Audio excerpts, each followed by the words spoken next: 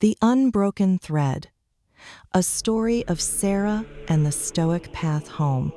The McDonald's Wi-Fi would last another hour if she was lucky, which meant Sarah had enough time to finish watching the video before the manager started giving her looks.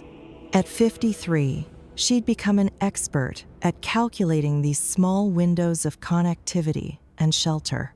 The phone in her hand, a prepaid model she'd managed to keep charged at various outlets throughout the city, still displayed the YouTube video that had stopped her mid-scroll. A channel called Stoicism on YouTube, discussing philosophy and relationships. She'd only clicked on it to escape the endless stream of news and negativity that had consumed her afternoon. But something in the opening words had hooked her attention. She pressed replay. Between stimulus and response, there is a space, the voice said. In that space is our power to choose our response. Sarah's thumb hovered over the screen. Power. Choice. These were words that felt like they belonged to a different language, one she'd stopped speaking years ago, maybe decades. The woman she used to be. There was a time when Sarah's name meant something. Regional sales director for a pharmaceutical company, a corner office on the 14th floor, a 4-bedroom house in the suburbs, a husband who seemed charming at dinner parties, and successful colleagues who envied what they thought was her perfect life. That was before the first time he pushed her. Before the isolation began, subtle at first comments about her friends being negative influences, suggestions that she didn't need to work so hard, encouragement to trust him with the finances. Before the pushes became shoves, the shoves became hits, and the hits became a rhythm of life she'd somehow learned to navigate by making herself smaller, quieter, less. The leaving had taken 3 attempts. The first 2 times, he'd found her, apologized, promised to change, and she'd believed him because believing felt safer than the unknown. The third time, she'd made it further across 2 state lines, into a shelter, through the court system, toward what she'd thought was freedom. But freedom, she'd discovered, came with a price she hadn't anticipated. The career was gone, she'd missed too much work, her concentration shattered by PTSD that turned every loud sound into a threat. The savings account he'd drained, the house foreclosed, the credit ruined by cards he'd opened in her name. Her adult children, grown and living their own lives, loved her, but couldn't or wouldn't house a mother whose trauma manifested in nightmares that woke the household in anxiety that made her difficult to live with. The first night on the street had felt like a temporary problem she'd solve by morning. That was 11 months ago. The scroll that stopped. Sarah's eyes returned to the phone screen. The Stoicism on YouTube video had continued playing, and now she heard, "You have power over your mind, not outside events. Realize this, and you will find strength." The narrator identified it as Marcus Aurelius, a Roman emperor who'd written his meditations while leading military campaigns. An emperor, a man with absolute power. What could he possibly know about powerlessness? But something made her keep listening. Maybe it was the alternative returning to the doom scroll, the endless feed of catastrophes and controversies that made her feel connected to the world while simultaneously reinforcing the message that the world was irredeemably broken and she was just another piece of human debris in its wreckage. The video discussed relationships, about how Stoic philosophy could transform how we interact with the people in our lives. Sarah almost laughed, a bitter sound that earned her a glance from the teenager at the next table. What relationships? She'd lost her marriage, damaged her connections with her children, and now existed in a liminal space where most people looked through her rather than at her. But then the voice said something that made her finger pause over the screen. It's not because things are difficult that we dare not venture. It's because we dare not venture that they are difficult. Seneca. Sarah read the quote again, then again. The reality check. Her current reality was this. She rotated between 3 different shelters, each with different rules and different levels of safety. She'd learned which fast food restaurants would let her use the bathroom to wash up if she bought something small. She knew which coffee shops had the most lenient policies about how long you could sit with a single purchase, which parks had the fewest police patrols at night, which churches served meals on which days. She'd learned to carry her important documents in a waterproof bag inside her backpack. She'd learned to sleep lightly, always aware. She'd learned that the worst part of homelessness wasn't the physical discomfort, though that was substantial, but the invisibility. The sense of being erased from the world of people who mattered. The domestic violence had stolen her sense of safety. The homelessness had stolen her sense of self. Or had it? She clicked on the Stoicism on YouTube channel's other videos, found one titled Day 1, Practice the Pause. Started watching. The first principle, the pause. The impediment to action advances action. What stands in the way becomes the way. The video quoted Marcus Aurelius. Then it asked her to do something that seemed simultaneously simple and impossible. To identify 3 things that triggered immediate reactions in her. To practice pausing before responding. Sarah thought about her triggers. Men who walked too close. Sudden movements in her peripheral vision. The sound of raised voices. The feeling of being trapped with no exit. Her own reflection in windows and mirrors, showing her what she'd become. The video instructed, when triggered, count slowly to 5 before speaking or acting.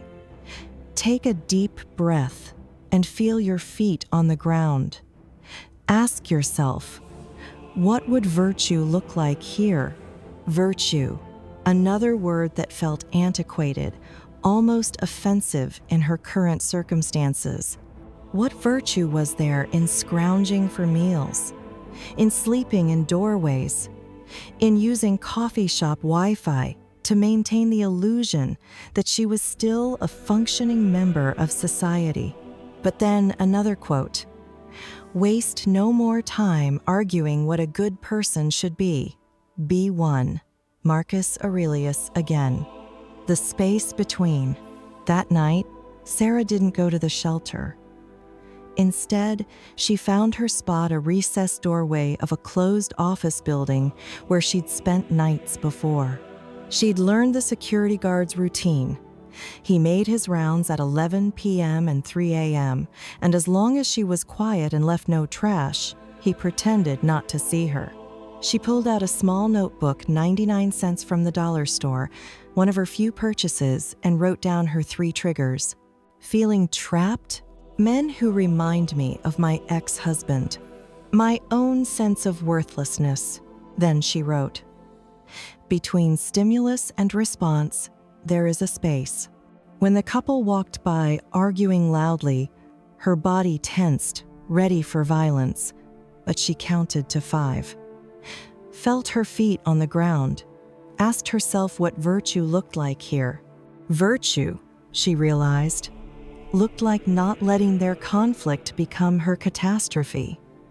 They passed. She remained still, but in that stillness was something different than freezing in fear. It was a choice she'd made. It was small. It was perhaps ridiculous to even call it progress, but it was hers. The dichotomy of control.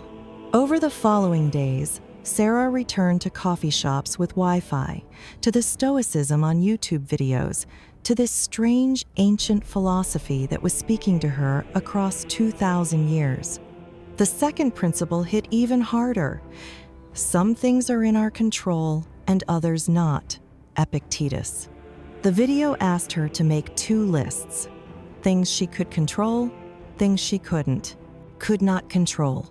that her ex-husband had abused her, that the abuse had derailed her career, that she'd lost her home, that her children struggled to help her, that strangers looked away, that the shelter system was overwhelmed, that mental health care was inaccessible, that most jobs required an address, that society judged homeless people, could control her responses, her words, her actions, her judgments, her effort, her character, her choice to keep learning, her decision to practice these principles, whether she gave up. She stared at that last line for a long time. "You have power over your mind, not outside events," Marcus Aurelius had written. Not power over her ex-husband, or over the employers who wouldn't hire her, or over the system that had failed her, but power over her mind. It felt like very little, but it also felt like something she'd forgotten she possessed. The practice of virtue. The Stoics, she learned from watching more videos on the channel, believed in 4 cardinal virtues: wisdom, justice, courage, and temperance. The Day 5 video challenged her to apply these to her communication, even in her current circumstances. At the shelter that night, a newer resident, a young woman maybe 30 years old, was panicking. Her first night without a home. Sarah recognized the terror in her eyes because she'd worn it 11 months ago. The old Sarah would have stayed quiet, not wanting to draw attention, not wanting to engage, protecting her own limited energy. The woman who'd learned to make herself small would have turned away. Instead, Sarah counted to 5, felt her feet on the ground. "It's not because things are difficult that we dare not venture," whispered Seneca's voice in her mind. She approached the young woman. "First night?" Sarah asked gently. The woman nodded, tears streaming. "I'm Sarah.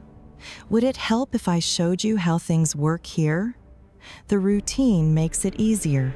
For 20 minutes, Sarah explained the shelter systems, when meals were served, where the showers were, how to secure your belongings, which staff members were kind. She spoke with wisdom, sharing what she'd learned. Justice, treating this woman with the dignity she herself craved. Courage, being visible when invisibility felt safer. And temperance, moderating her own pain to make space for someone else's. When she finished, the young woman grabbed her hand. "Thank you. You're the first person who's treated me like a human being since this started." Sarah felt something crack open in her chest. "The best revenge is not to be like your enemy," Marcus Aurelius had written. Her ex-husband had made her feel worthless. The world had reinforced that message. But in this moment, sharing hard-won knowledge with someone who needed it, she felt a flicker of the person she used to be. No, not the person she used to be. Someone new, someone forged in fire. The obstacle as the way. Day 6 focused on emotional regulation, but it was a quote from Epictetus that rewrote something fundamental in Sarah's understanding. "It's not what happens to you, but how you react to it that matters." She'd spent months, years, if she was honest, being a victim. Not in the pejorative sense, but in the literal sense. She had been victimized.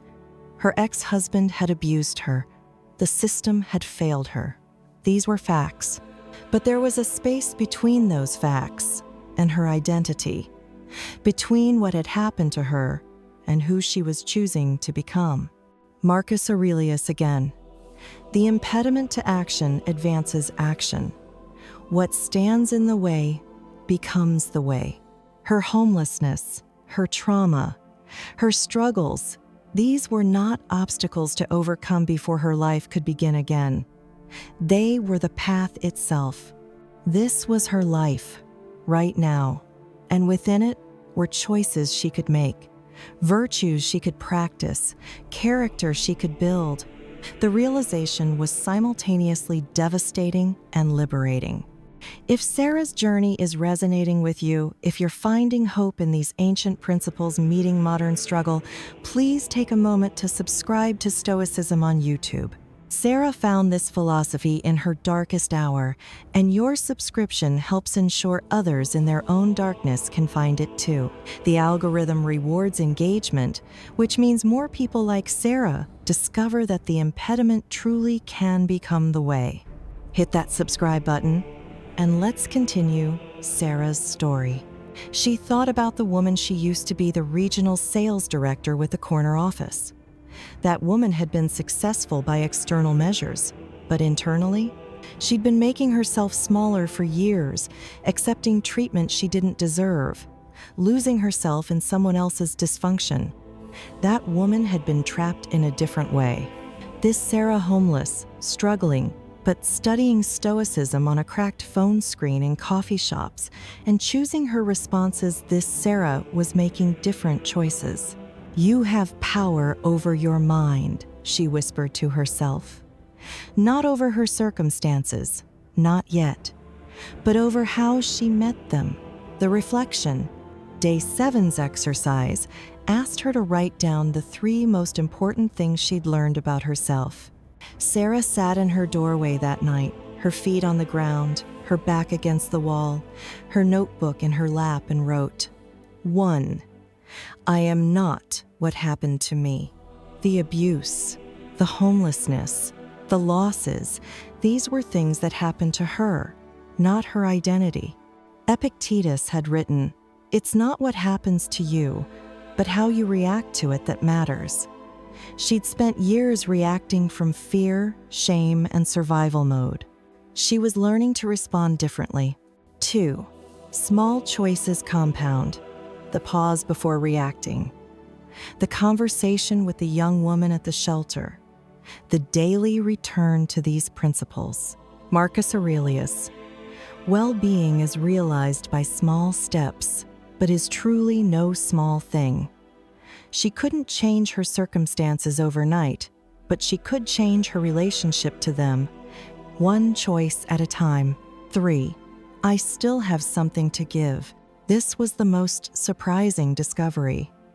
She'd thought of herself as depleted, as someone who needed everything and had nothing to offer. But teaching the young woman about the shelter, practicing patience with the barista who enforced the one-drink policy, choosing calm when her triggers fired, these were gifts. Small ones, but real. Seneca had written something that made her weep. Wherever there is a human being, there is an opportunity for kindness. She was still a human being. There were still opportunities. The way forward. Sarah knew the path ahead remained difficult. A philosophy, however ancient and wise, didn't create affordable housing or reverse PTSD or heal broken family relationships or solve systemic failures. She would likely spend another night in this doorway tomorrow. And the next day, the shelter had waiting lists. The job market remained hostile to gaps in employment and lack of stable housing. But something had shifted. She'd started making a plan, using another Stoic principle, focusing only on what she could control. Today, continue the morning reflection practice. Visit the Workforce Development Center. Practice the pause when triggered. This week, connect with the domestic violence services that offered counseling.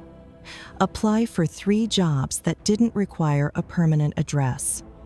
Start saving $2 per day toward a deposit on a room. This month, complete the free online course in data entry she'd found. Practice the communication skills from day 5. Write letters to her children, not asking for anything, just reconnecting. This year, secure stable housing. Rebuild her credit. Reestablish herself in the workforce. Continue practicing these principles. Marcus Aurelius had commanded armies and ruled an empire while writing, "Confine yourself to the present." Sarah wasn't ruling anything, but she could confine herself to the present, to the choices available to her right now, in this moment, with these resources. The message she never sent. That night, Sarah composed a message in her notebook to the Stoicism on YouTube channel, knowing she'd probably never send it. I came across your video while engrossed in my daily doom scrolling. After listening, I quickly pressed the like and subscribe buttons.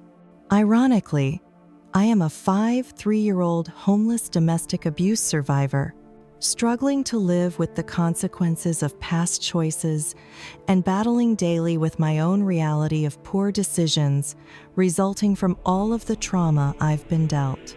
I am a textbook example of a statistic. Don't get me wrong, I once was somebody. There was a time in my life that I was important and not frowned upon.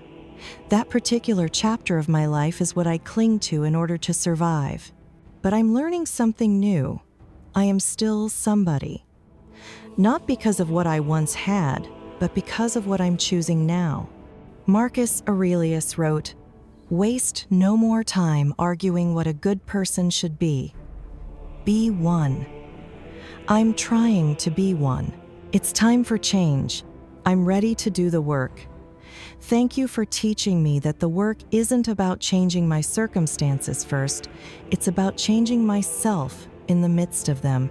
The circumstances may follow, or they may not, but I'll be different either way. Epictetus said, "It's not what happens to you, but how you react to it that matters." For years, I reacted with shame, fear, and collapse. I'm learning to respond with wisdom, courage, justice, and temperance. Some days I succeed. Many days I fail. But I'm practicing. You asked what I learned this week. I learned that power lives in the pause between trigger and response. Control over my mind is enough control for today. Curiosity toward my own pain reveals wisdom. Gratitude is possible even in a doorway. Virtue in WWW. Communication changes conversations. Emotional regulation is a practice, not a destination. Reflection creates the foundation for commitment. Most importantly, I learned this from Seneca. It's not because things are difficult that we dare not venture. It's because we dare not venture that they are difficult. I'm venturing. Finally, the impediment has become the way. Epilogue. 6 months later, Sarah still thought about that week. Off in the week, she discovered Stoicism on YouTube while sitting in a McDonald's homeless and scrolling through her phone. 6 months had passed, and while her life hadn't transformed into a movie montage of success, it had changed in ways both subtle and significant. She was no longer homeless. The room she rented was tiny, in a house with 4 other people, sharing a bathroom and kitchen, but it was hers. The deposit had taken 3 months to save, but the daily practice of setting aside whatever she could, 50 cents, $1, $2, had worked. Small steps, compound effects. She had a job at a call center. It wasn't the corner office, wasn't the career she'd built before, but it was steady work with regular hours and a paycheck. When the hiring manager had asked about the gap in her employment, Sarah had practiced the pause, felt her feet on the ground, and answered with as much honesty and dignity as she could. I left an abusive marriage and spent time rebuilding my life. That rebuilding taught me resilience, patience, and perspective that I bring to every interaction. She'd gotten the job. Her relationship with her children was still complicated, still healing, but they talked now. Weekly phone calls where Sarah practiced listening more than defending, curiosity more than judgment. Her daughter had said last week, "Mom, you seem different, more present." Sarah had smiled. Presence was something she practiced daily now. The young woman from the shelter, her name was Jessica, had become a friend. They met for coffee every week, both of them working their way back from the edge. Jessica had gotten her own place too. They studied Stoicism together, watching videos from the Stoicism on YouTube channel, and sharing quotes and insights like other people shared recipes or TV show recommendations. What do I control today? How will I practice virtue? What am I grateful for? Today's entry read, Marcus Aurelius. The impediment to action advances action. What stands in the way becomes the way. The homelessness was the way. The abuse was the teacher. The loss was the path. Not because suffering is good or noble or deserved, but because I chose to meet it with philosophy instead of just survival. I chose to practice virtue in the midst of chaos. I chose to believe that my mind was the one thing I could control when everything else was stripped away. Epictetus. It's not what happens to you, but how you react to it that matters. What happened to me matters. The trauma is real. The injustice is real. But my reaction, my response, that's where my power lives. I am no longer clinging to the chapter of my life where I was somebody important. I'm writing a new chapter where I'm somebody different. Somebody who found philosophy on YouTube while homeless and let it rebuild her from the inside out. Seneca. It's not because things are difficult that we dare not venture. It's because we dare not venture that they are difficult. I ventured. And slowly, with practice and patience, the difficult is becoming possible. I am not a statistic. I am a Stoic. Sarah's story reminds us that transformation doesn't require perfect circumstances. It requires perfect practice in imperfect circumstances. If this story moved you, if you see yourself or someone you love in Sarah's journey, then please subscribe to Stoicism on YouTube and share this video. Someone in your life might be sitting in a McDonald's right now, doom scrolling, waiting for a message that their life can change. You could be the person who puts that message in front of them. As Marcus Aurelius wrote, "Waste no more time arguing what a good person should be. Be one." Subscribing, sharing, commenting, these small acts compound into real impact. They help Sarah's story reach the next person who needs to hear that they still have power over their mind, that they are not what happened to them, that the impediment can become the way. Thank you for listening to Sarah's story. Thank you for being part of this community. And if you're going through your own storm right now, remember, between stimulus and response, there is a space. In that space is your power. You are not a statistic. You can be a Stoic. Until next time, practice the pause, focus on what you control, and choose virtue.